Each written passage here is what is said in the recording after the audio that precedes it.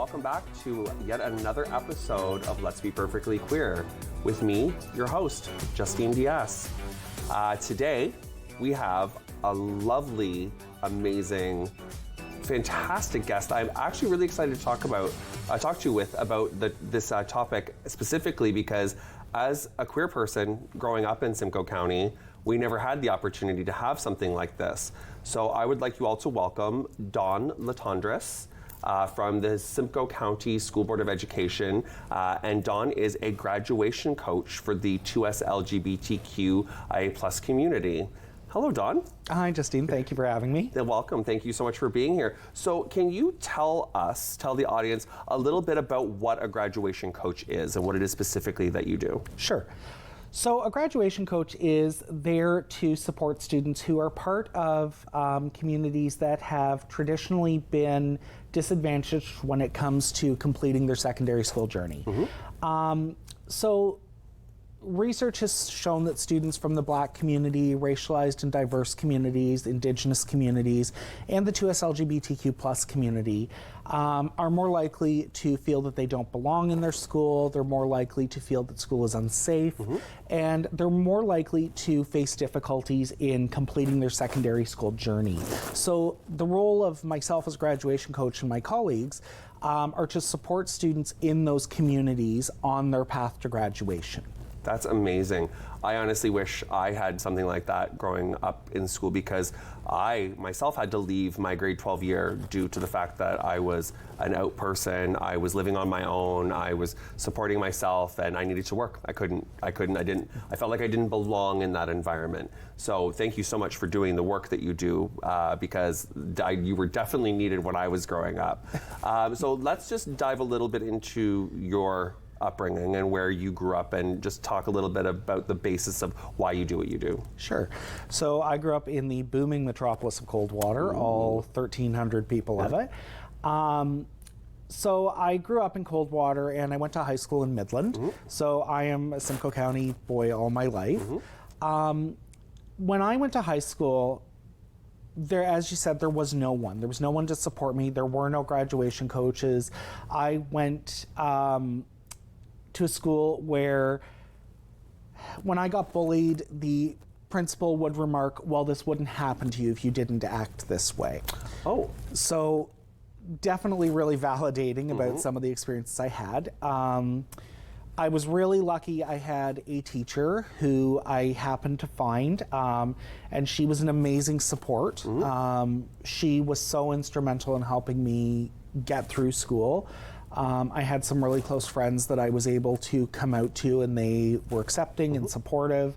But looking back at my own high school experience as I got older, it had always been my hope to go back and be able to support other 2S LGBTQ+ students and give that support that I didn't have, that just didn't exist when I was there. So when this position came about, it was a dream come true for me. Amazing, yeah, no, 100%. That, like when I was talking to you earlier about how the position came about, and it definitely was built upon necessity. Now, I was reading in the information pamphlet there that there was a census that was put out to the students, and you said what was the percentage of students that identified as not belonging? I believe it was 23.7%, but kind of rounded, we said 23. Yeah, that's a lot. Like 23% is a huge portion of the school population. Yes. And so what are some of the things that your colleagues and you do as part of your programming to keep kids engaged, keep them active and working towards their goal of graduating and being able to still live the path in their true authentic selves? So I am the only grad coach for 2S LGBTQ+ students. Oh, congratulations. Thank you. So as a group, the graduation coaches work with our students. Some of us do group work, some of us do individual work. Because of the very individual experiences that 2S LGBTQ+ students have, I'm doing mostly individual work with my students. But I support them when they're having academic difficulties. So whether that is trying to help explain the course material in a way that is different from how the teacher is explaining it, whether that is connecting the students with resources within the school, such as math clinic or speaking with the teacher to set up extra help for the student. We do those sorts of things. We communicate with special education resource teachers. We deal with the guidance and student success teams in each school in order to help our students have that support and get that foundation that they need to succeed. Absolutely. I also spend a lot of time supporting students who are experiencing bullying in the form of homophobia or transphobia, biphobia within the schools. So whether that is giving the student a safe space to talk about it if they don't want to do anything about it, just having that safe space, and a person who understands. Whether it is advocating with the school administration about, hey, this has happened, there needs to be a response to this, what are we going to do, how are we going to support, how are we going to provide education to the students that are saying or doing these things that are unacceptable and are hurting other students. I'm doing a lot of those things. And then when students are coming to me and maybe home doesn't feel safe or supportive, I'm providing that support to students and hopefully helping them to build their confidence, hopefully helping them to develop that resilience, that ability to be genuine with their families and hopefully make those connections. Ultimately, what I do in my work is I want students to have as thorough a support net as they can have. And I want that to include families, teachers, friends, external supports like community resources. I want them to be able to have all of that. So my work is ultimately working with the student where they're at in the hopes of expanding and reinforcing that support network for them. That's fantastic. Now, with that being said, what steps are being taken within your kind of program to help not only educate the individual, but to educate the people who are doing the bullying? So whether it be the students in the school or other family members that are not quite understanding where the student is coming from or how they're expressing themselves, what kind of information or what things do you do to kind of help that, like help them out that way? So I've been asked to speak with students that have said or done some of these things to provide some education, to provide a different perspective. Often students are afraid of speaking up to their peers, of addressing these things with their peers. They're afraid of repercussions, they're afraid of retaliation, so they don't necessarily feel comfortable or have the life experience to really explain it in a way that the person saying the comment or doing the action really gets.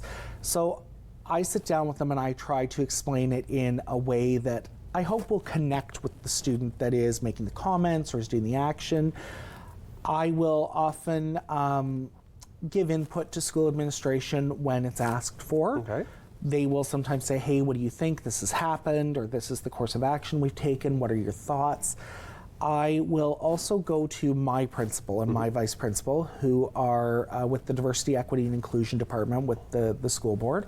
So I will speak to them when I'm not able to resolve it and get outside administrative support to help. It's often about education. It's about people just don't get how what they're saying is impacting on people around them. We talk a lot about impact versus intention. And often students aren't getting that what they're saying and doing does have this really negative impact 100%. on people around them. And they don't always mean it to. They're often really good kids who just, they haven't thought through what they're saying and how it's going to land. And I've had students that feel really badly, that they have hurt someone. I've had students that have needed a little bit more education in terms of understanding how their behaviors are impacted. Exactly, and that's the most important thing. Education and knowledge really helps to eradicate a lot of this misinformation and hate. You know, again, as I said, like I use my platform as much as I can, whether it's on the show, it's out performing, it's out speaking to other groups to just help kind of quell some of that misinformation and educate people on what's actually happening. Now, that being said, I find, because I know you and I have kind of a very similar story. So growing up, I was the only out person in my high school, and I graduated in '99. So to only be the only representation in my school was very, very, very hard.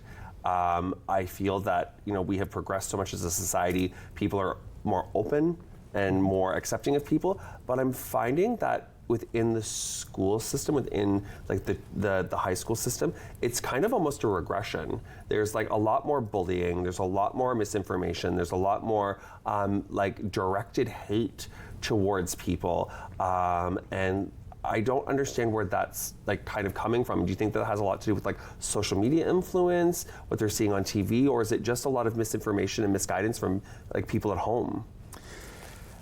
It's a really hard question. I think it could be any number of those things, but I think it's more likely a combination of all of them.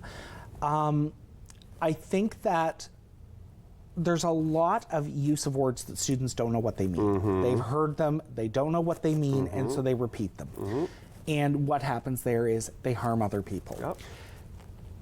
The internet is alternately the best thing and the worst thing that ever happened to humanity. Because everyone has a platform and every bit of human knowledge is within reach, even the knowledge that isn't actual knowledge. So I think that is certainly a lot of it. There's a lot of these behaviors, these beliefs that are not factual. Someone has posted them online, someone else has read them, and they have blown up. So that is definitely part of it. And I think we saw quite a lot of that even back in September of 2023 when we had the protests that were reaching our high schools directly. That was very challenging because a lot of my students were quite afraid. They were very anxious. And there was just this massive amount of misinformation about who 2S LGBTQ plus people are, what this supposed agenda is that we have, in quotes. So that took a lot of work. And we were very fortunate in the school system that a lot of the principals were very concerned about their staff, about their students, about their families, that they were taking steps to request extra support. They were doing what they could do to try to make their school safer and reassure students in their school that it was as safe a space as they could make it. I think that right there is the most important thing. Safe spaces. Because we as queer people, we just as people, especially children, they have this sense of fear constantly. And again, I think it's a combination of social media, what they're seeing, out in the world and all that stuff. But we're seeing a huge increase in a lot of childhood anxiety and depression, a lot of mental health issues.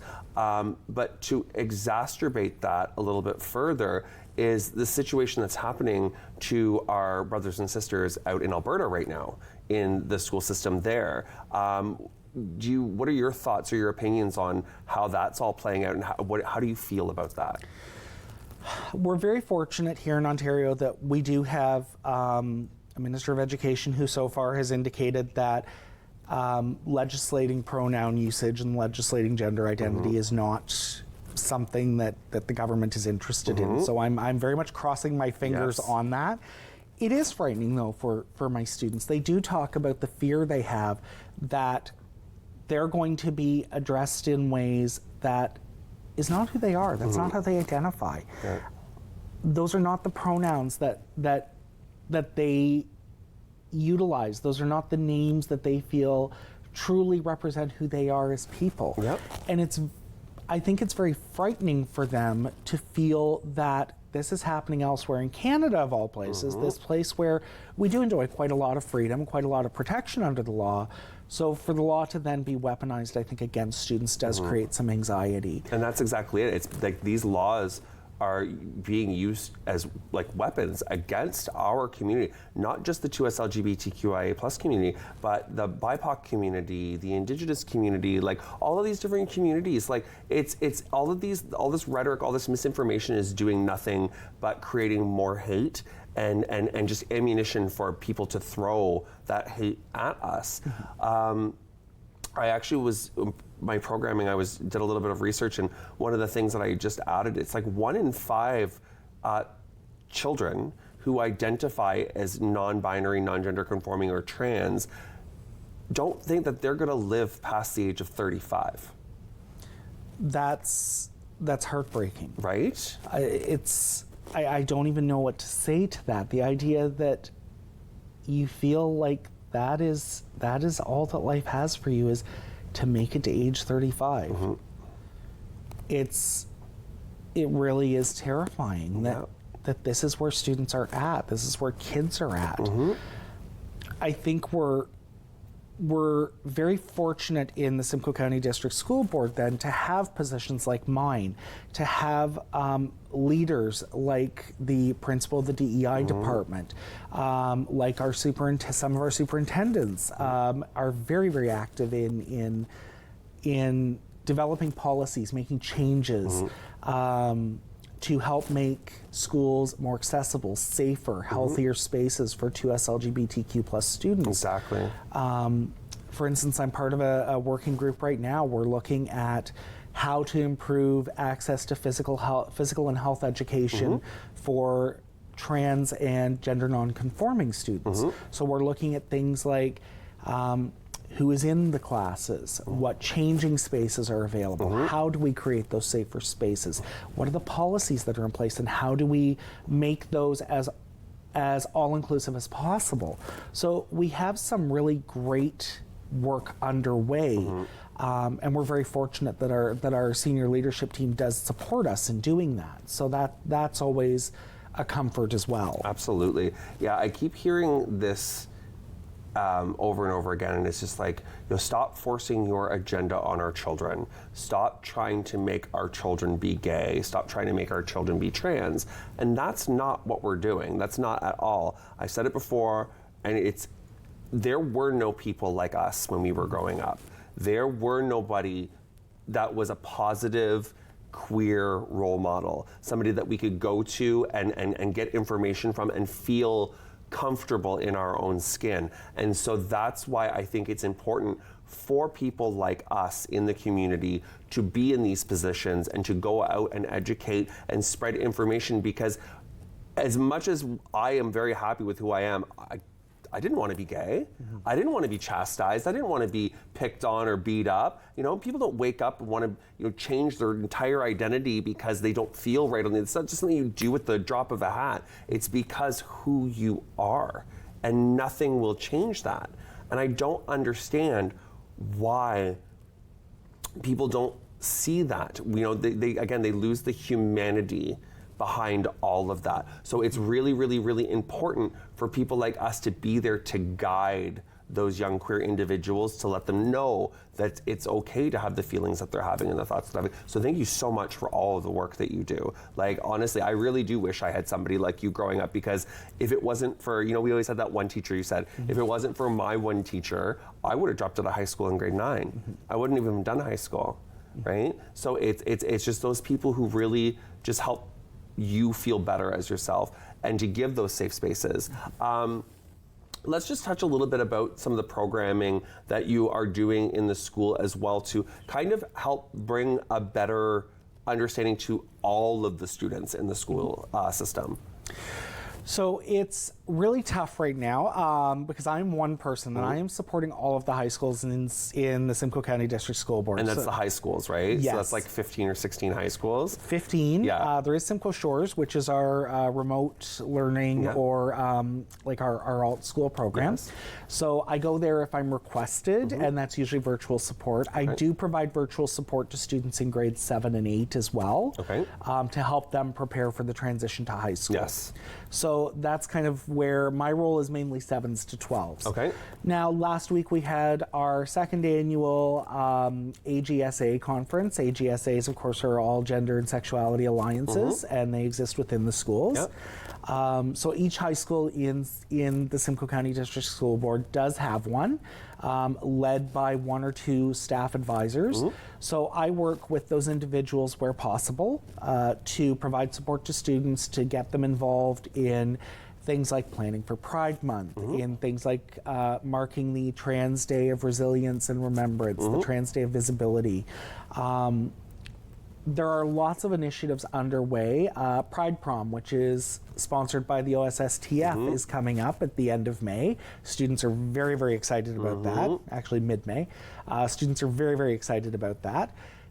These are all great programs that are, I think, helping to create those safer spaces for students. Absolutely. And I think safer spaces is the key to it, because as one of the administrators pointed out to me, it's hard to always feel a space is safe, but we do everything we can to make them safer. Exactly. So I think that's a huge thing. Is part of my initiative is always to create those safer spaces. That's exactly it. I go in and speak in classes. I spoke in a grade 10 health class last week. Tomorrow I'm speaking in a leadership class at a high school. I go in and I share my experience growing up as a gay man in, North Simcoe, great mecca of gay life that it is. I go in and I help students to see how things have changed, but also see the work that we still have to do. Yes. Especially for our leadership students who are going to be those people who often are running activities in the school. They are going to be our students that are going out into the world, and they're going to be pursuing careers that maybe put them in positions of making change, making decisions, influencing policies. Exactly. So I think helping our students to understand some of the lived experiences that we as 2S LGBTQ plus people have had, and helping them to understand what they can do, how they can contribute to making not just the schools, but our communities generally safer, more supportive spaces for students who have different lived experiences is so key. I'm one person, and I do the best I can to be everywhere, and I do it and make it look very simple. But it's not. It's not. Yeah. It's hard. So I rely on my students in the schools. I rely on these leadership students, these staff that work with the leadership teams, and I am so lucky to have a great network of staff and students out there who do this work, even when I can't be in the school. Yeah. So knowing that it's going on, knowing there are capable people, allies who care and are willing to really face down this hate that we talked about, this misinformation, these misconceptions. It's so key to have people who are willing to listen to people within the community and then make these efforts, like do these activities, give this information to people to help it be a better space for everyone. Yes. And ultimately it is for everyone. I believe that for our students to have the best learning experience they can have, the space needs to be first and foremost safer. Yes. And whether that is their classroom, the hallway, the cafeteria, the bathroom, like it needs to be a safer space. Yes. Where they feel secure, they feel welcome, they know they are wanted and valued, and they are an important part of our school communities. Exactly. And that actually needs to, I think, kind of spread out more into our everyday community. Yes.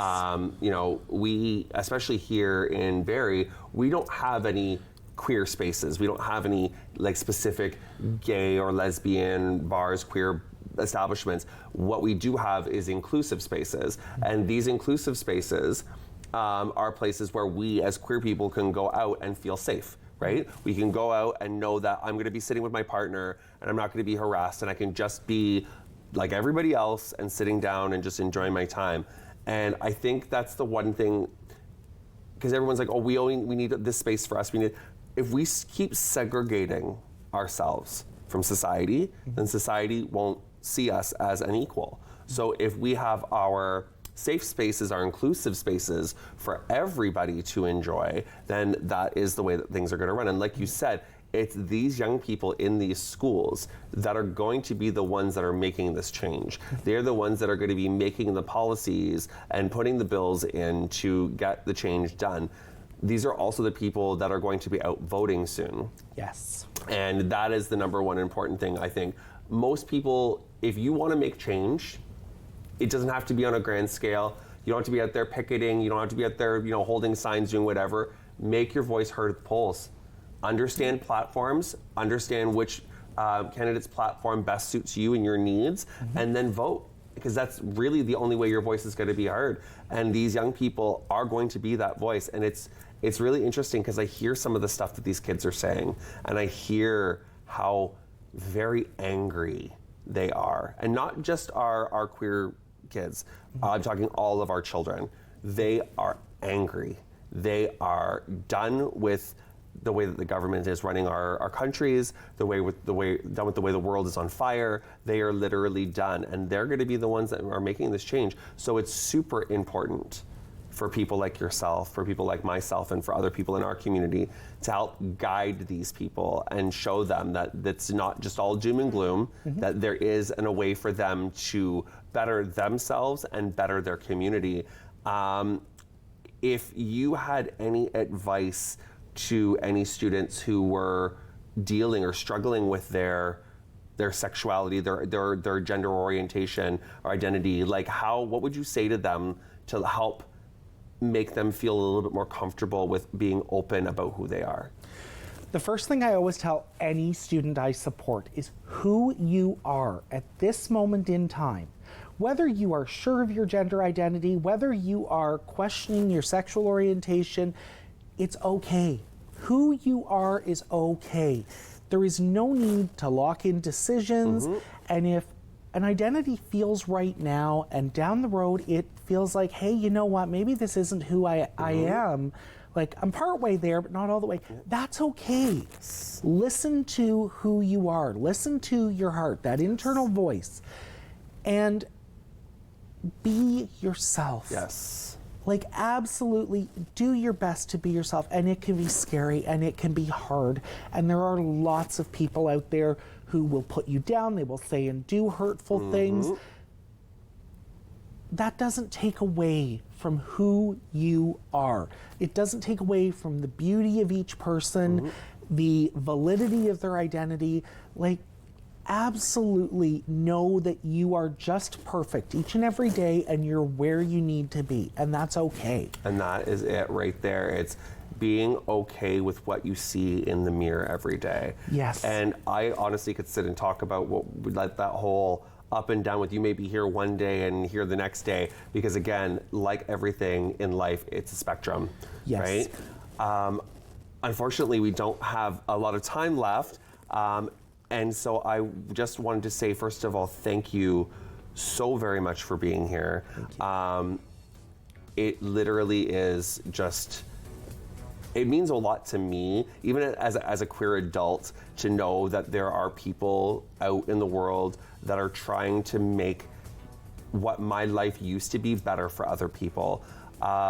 And again, it is built out of necessity. It's built out of lived experiences. It's built out of those things that we as queer people growing up in the 80s and 90s didn't have. So I'm so grateful to you and to the Simcoe County School Board for even putting this kind of position into play into our high schools. So thank you so much. To everybody out there, like Dawn said, it doesn't matter how old you are, what walk of life you come from, you are the best version of you, and you need to be in love with what you see every day. You are your own true authentic self, and don't let anybody else out there dim your light. Keep that star shining. I just want to say thank you so much, Dawn, for being here, and a big thank you for all of you for tuning in. Again, my name is Justine Diaz. Of course, my co-host Randy is not here with us. He will be back soon. Don't worry. I know we love seeing his beautiful face just as much as I do. Again, thank you so much for us here at Let's Be Perfectly Queer. Stay safe, everybody out there, and love each other. Bye now. Yeah, that was fun. That was a lot of fun. Yeah, thank you so much. Oh, that was you're welcome. So